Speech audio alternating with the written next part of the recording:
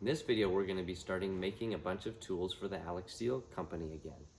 Now, my video series, Making 100 Hammers for Alec Steele, has really taken off, and I've actually had the pleasure of making just over 450 hammers for the Alec Steele company over the past few years. I'm no longer making the hammers for them. There's actually someone down in Montana at their shop that is making them, but I'm honored that they've asked me to make hammer making tool kits for them. And I've made a set for them already, and they've placed another order. So I want to bring you along for the process. First, let me show you what is actually included in these kits. There's 6 tools included. And so this is, aside from the sledgehammer, and of course an anvil to use these tools with, this is all that you need to make a classic rounding hammer. First of all, the hammer eye punch. We have a pair of hammer tongs.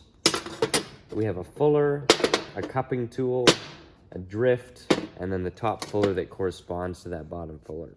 So today, we're gonna be working on the cupping tools.